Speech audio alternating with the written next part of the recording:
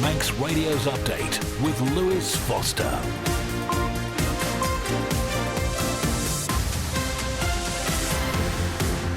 Fastamai, good evening and welcome to Update on Manx Radio. It's 5 o'clock on Thursday the 18th of September and it's time for half an hour of the latest news on and from the Isle of Man. Coming up, the Chief Constable says the Isle of Man Constabulary isn't going woke following criticism of the island's armed police presence. A Ramsey Commissioner is urging residents to take part in the town's first public accountability meeting, and questions over who could end up footing the bill to have fibre broadband installed. All that and more coming up, plus the latest weather and what to watch out for on the roads this evening. As always, let us know your thoughts. Text 166 177 or email studio@manxradio.com.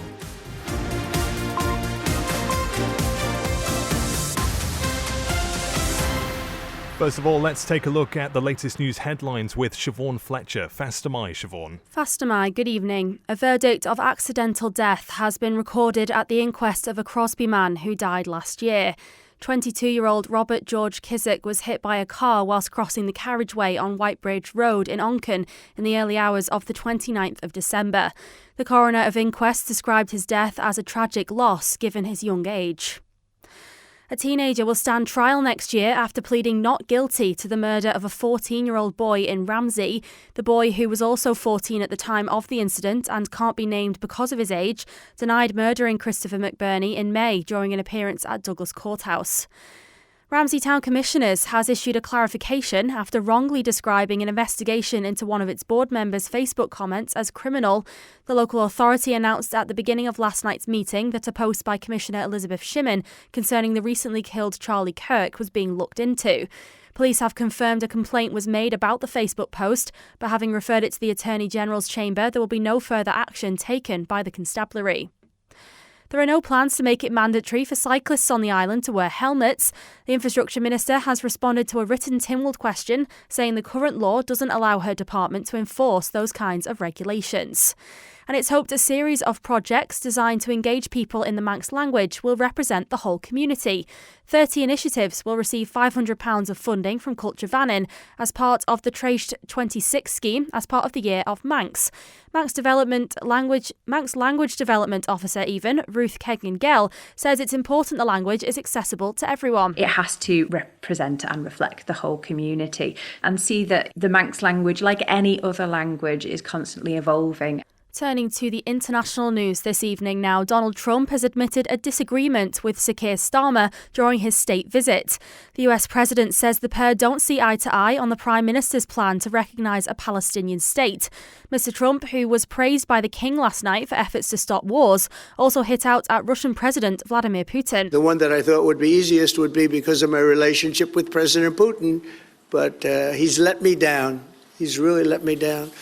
Was going to be Russia and Ukraine, but we'll see how that turns out. The PM and President also signed new tech prosperity deal, which we're told will be worth £150 billion to the UK economy. Meanwhile, the President suggested Sir Keir Starmer should involve the military in tackling the small boats crisis, says the first migrant was sent to France as part of the government's one-in, one-out returns agreement. The Bank of England has held its main interest rate at 4%. Only two of its 9-member Monetary Policy Committee voted for a cut, with inflation nearly double the bank's target. And Natasha Lyonne and Matt Berry are teaming up for a new comedy. The pair are co-creating and starring in a retro detective series for Sky. No release date has been announced yet. They're your headlines. I'll be back with your news in full at 6 o'clock. Guramayed. Thank you, Siobhan, for the headlines there. The weather brought to you by Manx Glass and Glazing. Cloudy with outbreaks of rain and drizzle this evening and tonight. Potentially heavy at times overnight. Moderate to fresh south-southwest winds, increasing fresh to strong this evening. Further outbreaks of rain or drizzle through much of tomorrow, again with some heavier spells of rain at times. Moderate southwest winds falling light and top temperature of 17 degrees. Outbreaks of rain again on Saturday. This then becomes heavier and more persistent later as winds also strengthen. Sunset tonight is at 7:28. Sunrise tomorrow morning is at 6:57. Manx Glass and Glazing can supply and install single, double and triple glazing. Call 674 573 or visit the showroom on the Snugborough Trading Estate. Lost your keys? Got locked out? Get in with Kevin's Keys, your fast, reliable locksmiths 24/7. Homes, cars and bikes, Kevin's Keys do it all. And why not get a spare set cut and chipped just in case? Call Kevin on 287 287. At Begode Cattery, we have been caring for animals for over 50 years. As a cattery, we care for customers' cats and treat them as our own. Contact Begode Cattery on 676 947 or find Begode Cattery on Facebook. SMS Trading. New and second-hand furniture from flat pack to fully built. See our range at 3 St Paul Square, Ramsey. All-island delivery and man-in-a-van service available. Call SMS Trading on 315151 or find SMS Trading on Facebook. Reach the Isle of Man's biggest radio audience with Manx Radio. Airtime, sponsorship and digital opportunities available. For more information on how we can help your business grow its market share, contact the friendly, experienced team on sales at manxradio.com. You're listening to the Isle of Man's quintessential daily news and current affairs roundup. Update on Manx Radio. Yes, indeed, and thank you for joining us on this foggy Thursday afternoon. The time now at 6 minutes past 5. The Chief Constable has rejected claims that a higher profile for armed police on the Isle of Man reflects so-called woke policing. Russ Foster was responding to comments made by former MHK Chris Robertshaw on Manx Radio's Perspective programme. Mr Robertshaw suggested the Chief Constable had brought a UK mindset to the island. With more on this, here's Siobhan. Mr Robertshaw's comments came as he was discussing the development of policy on the Isle of Man. He said quite a few of our senior civil servants are coming to the island from away, bringing UK thinking into their work, something he critiques. He then raised the example of our current Chief Constable, Russ Foster. Perhaps it's wrong for me to say this, but I was shocked when the new Chief Constable from across came over and seemed, in a public sense, to be preoccupied with the idea of we have to manifest an evidence of gun-carrying policemen. And I'm thinking, no, we don't. That's not how the Isle of Man works. And he said on Manx Radio, I don't want to be the Chief Constable that got that wrong and something happens. Well, you know, how often do we have gun issues on the Isle of Man? Mr Robertshaw made reference there in his comments to one of Mr Foster's appearances on our Man in Line programme. This was in October last year. We've not increased our numbers of armed officers since I've been in post. What we have done is change the deployment model. The threat and risk pervading the organisation is not high, it's low. But low risk does not mean no risk. And as I say, I wanted that operational contingency, so I make no apologies. Now, we put Mr Robertshaw's comments made this week to the Isle of Man Constabulary for a response. The Chief Constable sent Manx Radio a comment. Whilst the former MHK is entitled to his own opinion in terms of armed policing, as the Chief Constable, I would rather rely on the advice and support from specialists in the field of armed policing to inform my decision-making and, in so doing, minimise the risk to the public and maximise the safety of our officers. The commentary from the former MHK emphasises the importance of why the Office of Chief Constable has the autonomy to exercise operational independence when making operational decisions, which must remain unfettered from political interference. You're listening to the Isle of Man's quintessential daily news and current affairs roundup. Update on Manx Radio. A Ramsey Commissioner is urging residents to take part in the town's first public accountability meeting. Dewar McGuinness says the event at the town hall builds on the hustings held during April's local elections and gives people the chance to exercise their democratic right. He added that residents can't expect change if they don't provide feedback or challenge their elected members. Our local democracy reporter Emma Draper has been speaking to him. When I was standing for election earlier this year, we had our hustings meetings, which are very valuable and a great opportunity for members of the public to ask prospective members what they want to achieve and what they stand for. And then that is where the last interaction happens for most people for 4 years. But I think it's important that we as a board are as open and transparent as possible, are accountable to our public and interactive as much. So holding these, what are effectively sort of in-house hustings, seems a very logical step. And would you just be able to explain about where it's happening and what people might be able to expect? So it's going to be at Ramsey Town Hall at 7 p.m. on Wednesday, the 24th of September. It's also going to be live streamed on our Facebook. You can submit questions in person, you can submit questions ahead of time online, and it should just be the Board of Ramsey Town Commissioners given a brief update of where we're at, where we're headed, and just allow the public to interact and ask what they want to know. How important do you think this will be for the commissioners going forward? Obviously, if there's a low turnout, I know you mentioned in the meeting there that there might be calls for it to stop. So how important would it be for people to turn up to this first one? I think it's really important that we exercise our democratic right, and that is at all levels, whether it's voting or engaging with local authorities. We can't complain as residents about our representatives if we don't give them feedback and ask questions. So as much interaction as possible is ideal. Ramsey Commissioner Ewan McGuinness there speaking to local democracy reporter Emma Draper. Just a reminder, the meeting is being held next Wednesday, the 24th of September at 7 p.m. at Ramsey Town Hall. It will also be streamed live via the Commissioner's Facebook page.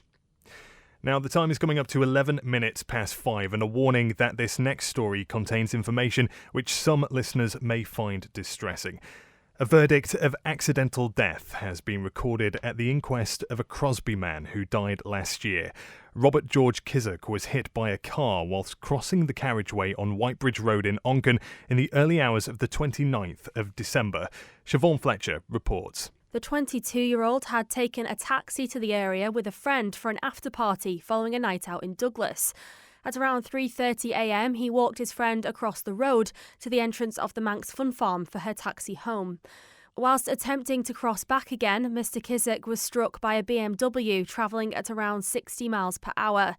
Douglas Courthouse heard from the driver of the car who had attempted to stop when they saw Mr. Kissack around 1.3 metres from their vehicle.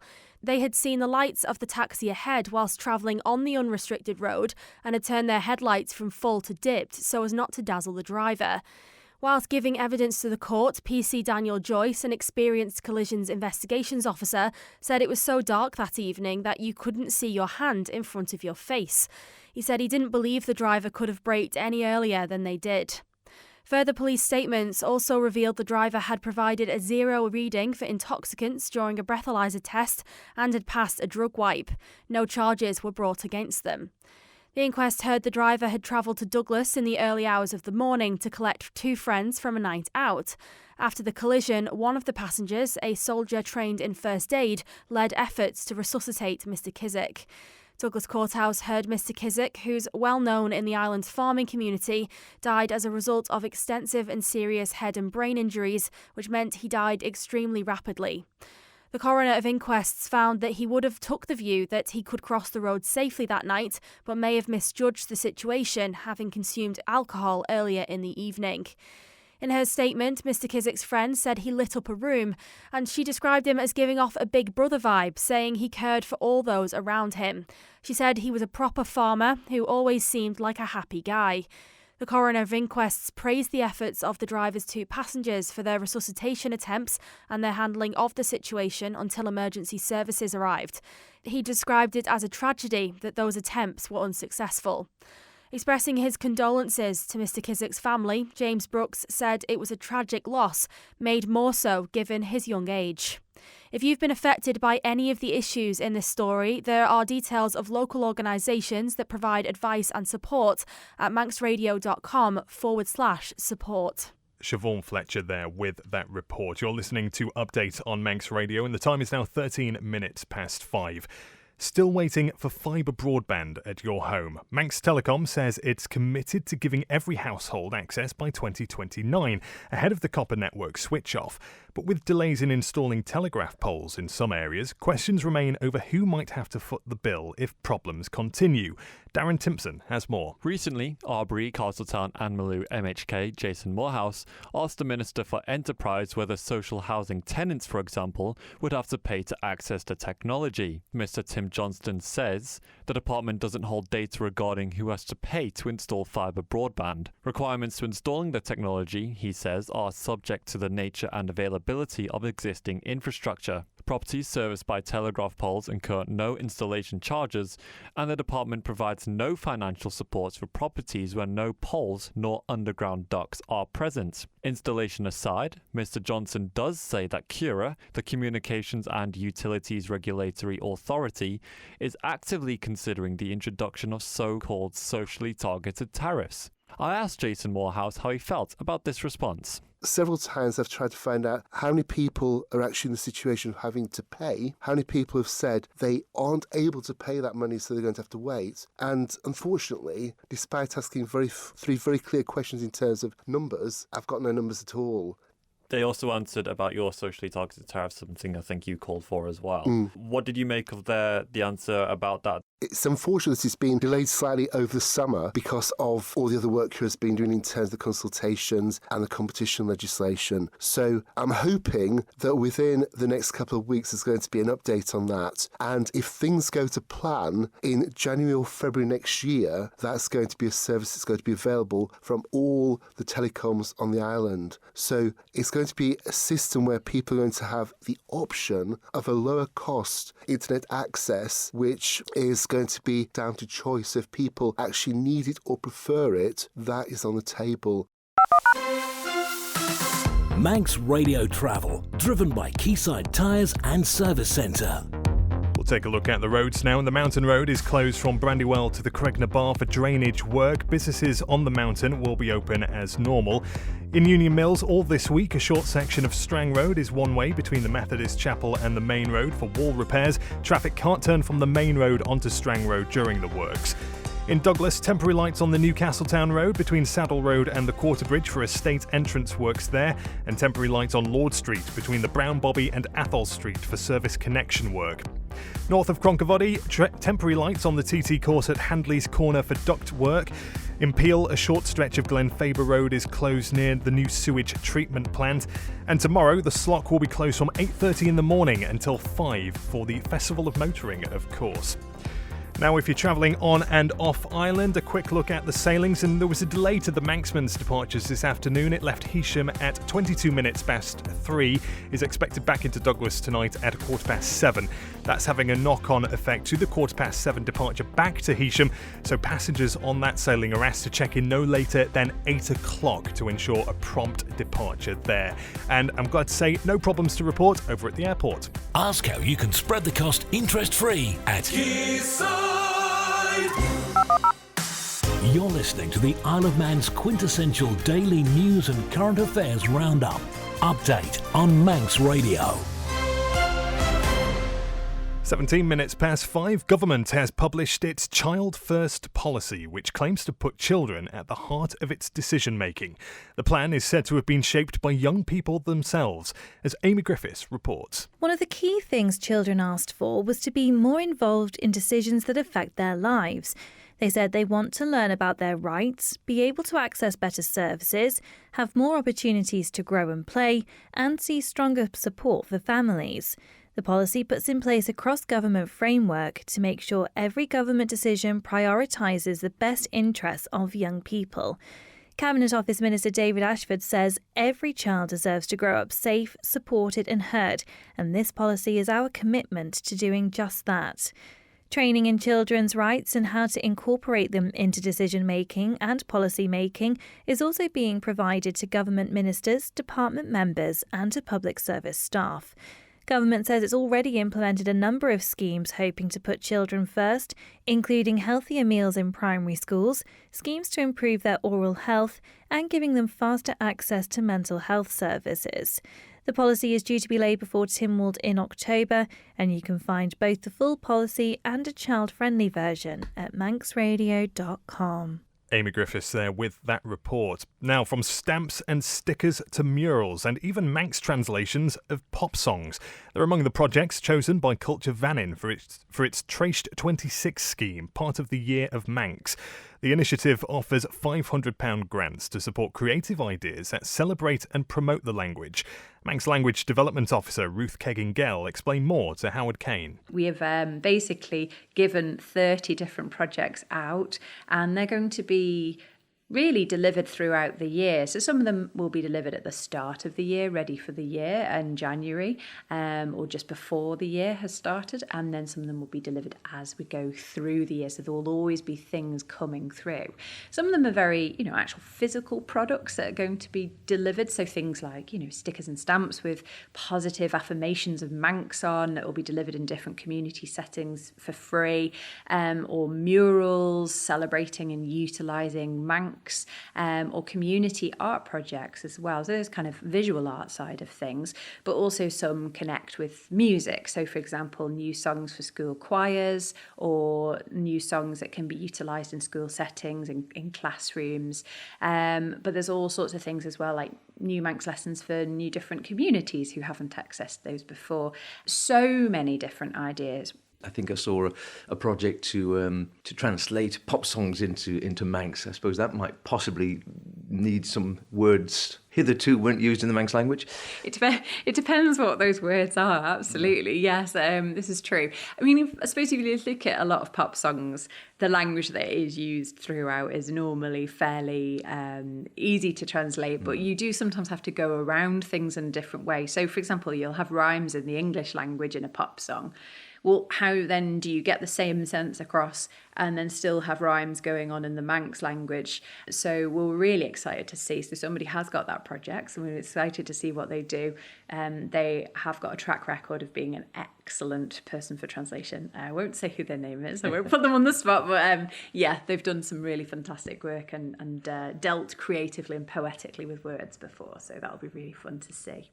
Ruth Keggingale there from Culture Vannin. The time now 21 minutes past 5. Let's turn our attention to sport. Manx triathlete Will Draper says his victory in the European Long Distance Championships last weekend may be the biggest win of his career so far.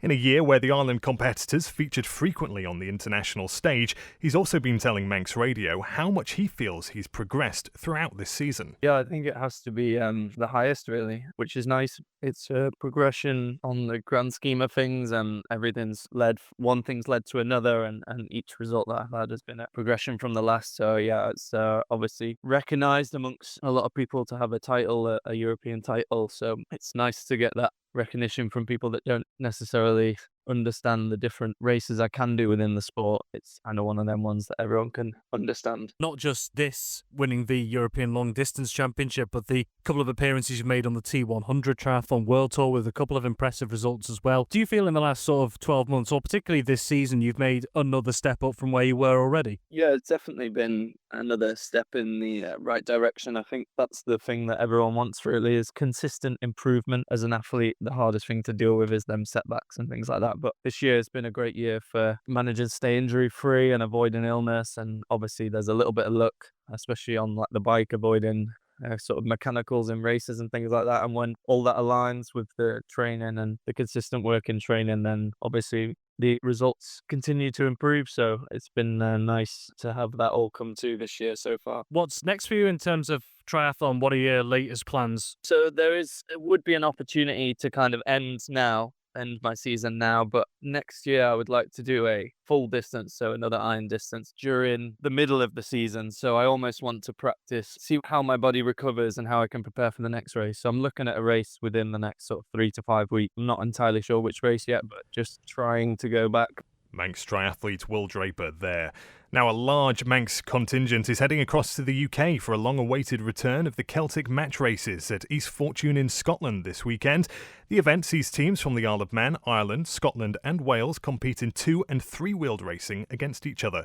And there's high hopes for the Isle of Man team this year, as ARA chairman Linda Alton-Heath explains. 15 years since we did it. The last time was 2010 in the Isle of Man. 12 solos and 4 sidecars, with reserves for each class as well. Points for each one. Sometimes it's a separate race, sometimes it's involved in another race. Teams will be denoted by wearing bibs. Real team feel about it. What are the best aspects about it? Camaraderie really has got to be it. It's a group of 12 solos, say 4 sidecars. It's that team feel. We race at Derby and every man for himself. Well, we have a great family paddock atmosphere. To corral this Isle of Man team has literally made me go grey. Got about 35 vans going and about 100 people. Who is going to be representing the Isle of Man? What a team. Superbike class. we've got our new Isle of Man Centre champion Jamie Kringle, supported by Rory Parker. Kyle Casement and Grant Thompson in with the 600s. Pre-injection, we've got Lex Haval and Paul Morby. Lex just won the pre-injection championship on the Isle of Man. Super Twins, Francesco Feraldo, Aaron Redmond. We've got Jason Corcoran as a reserve for that. Paul Cassidy's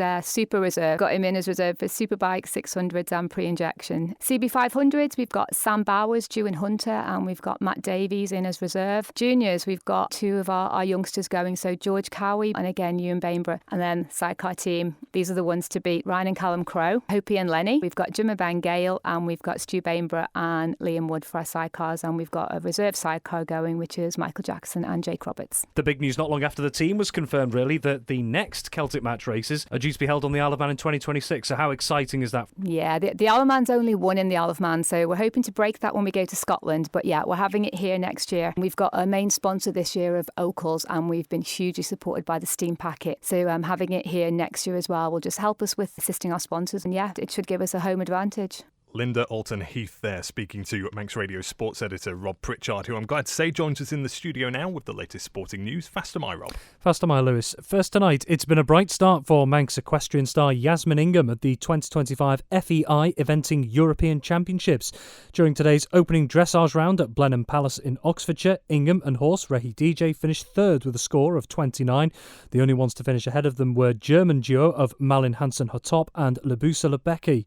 Ingham's GB teammate Piggy March also performed well to end the day inside the top 10 in 5th. And in terms of what's next, day 2 tomorrow will involve a second dressage phase with the cross-country test on Saturday and the jumping event rounding things out on Sunday. Well, Ingham and Great Britain go into these championships as defending champions, having taken both individual and team gold in 2023. Elsewhere, Manx trials competitor Caitlin Adshead has become a European champion. The Ireland rider has taken top spot in this year's trial ECW class of the Trials European Championship, following the final 2 rounds in Italy, in which she won both races. Adshead finishes the campaign on 710 points, 50 points clear of her nearest challenger, Alicia Sawyer of France, in second. And it comes after the 2024 Isle of Man Under-21 Sportswoman of the Year finished 4th in the FIM Women's Trial World Championship earlier this month. Furthermore, it also means she finishes the campaign with a run of 3 consecutive victories in the last 3 rounds. Elsewhere, finishing behind Adshead and Sawyer in the final classifications to complete the top 3 was Italy's Alessia Bacchetta on 650 points. And finally, the Isle of Man squad has been confirmed for the 2026 Islands International event in a few months' time in Darts. A total of 20 players will fly the Manx flag at the 4th edition of the event, which will be held at Treacy's West County Hotel in Ennis, County Clare in the Republic of Ireland, from the 24th to the 26th of January next year. The Isle of Man will have 13 involved in the men's tournaments and 7 in the women's tournaments. Well, early this year, the 2025 tournament took place in Jersey. However, due to travel disruption caused by Storm Eowyn, only around half of the 20-strong Isle of Man team was able to attend in person. You can view the Isle of Man squad at manxradio.com. Rob Pritchard, Guru Mayed, thank you. That's it for Update tonight. Island Life is on next as David Kinley presents New World Old Ways, and at 6 o'clock Chris Kinley will be along with Greatest Hits. Have a great evening. Update will of course be back at the same time tomorrow.